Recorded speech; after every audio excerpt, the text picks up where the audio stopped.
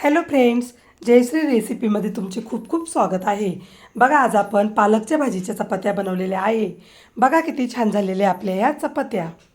आपण या चपात्या कशा प्रकारे बनवल्या हे आपण पुढे रेसिपीमध्ये कंटिन्यू करूया। चला तर मग रेसिपीला सुरुवात करूया। बघा, येथे एक टोप घेतलेला आहे।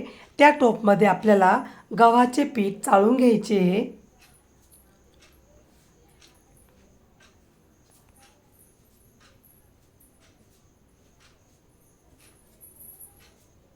बघा, अशा प्रकारे आपले गव्हाचे पीठ चाळून झालेले आहे। आता आपण त्यामध्ये टाकूया फ्रेश दही,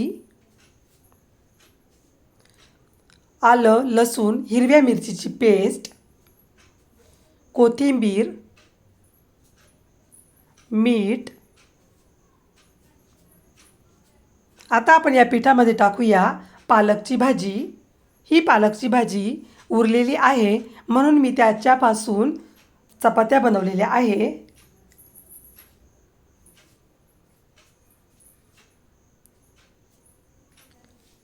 पालकची भाजी फेकून देण्यापेक्षा आपण त्याचा उपयोग चपाती बनवण्यासाठीही करू शकतो आणि ही चपाती खूप छान लागते। तुम्ही एकदा नक्की करून बघा, तुम्हालाही नक्की आवडेल। बघा, आपण सर्व पालकची भाजी पिठामध्ये मिक्स केलेली आहे। आपलं पीठ आता छान मळून झालेलं आहे। त्यामध्ये तेल टाकूया। तेल टाकूनही आपल्याला व्यवस्थित मळून घ्यायचं आहे।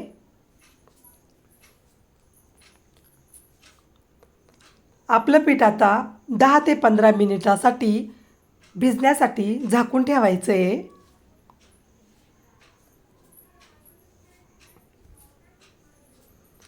आता आपले येथे 10 ते 15 मिनिटे झालेली आहे। आता आपल्याला हे पीठ परत एकदा व्यवस्थित मळून घ्यायचं आहे।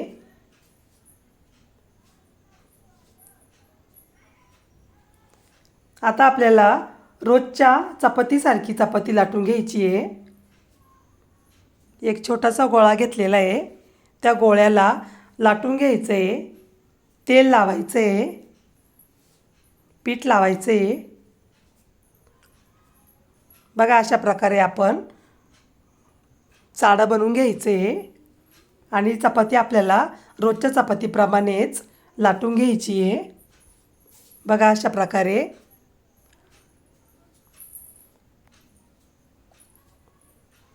चपाती आपल्याला दोन्ही साईडनी व्यवस्थित लाटून घ्यायची आहे।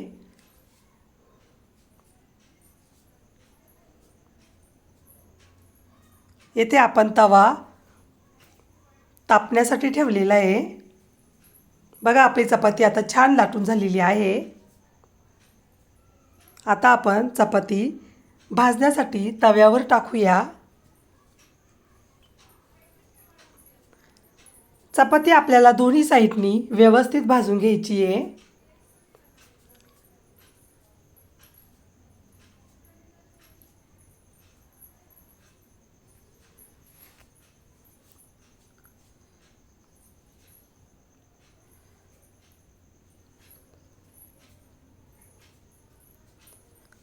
आता चपातीवर तेल टाकायचं आहे।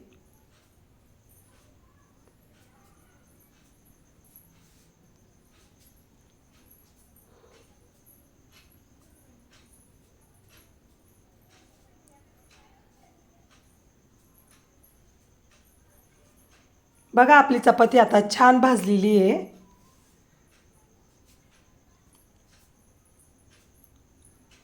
आता आपण ही चपाती काढून घेऊया।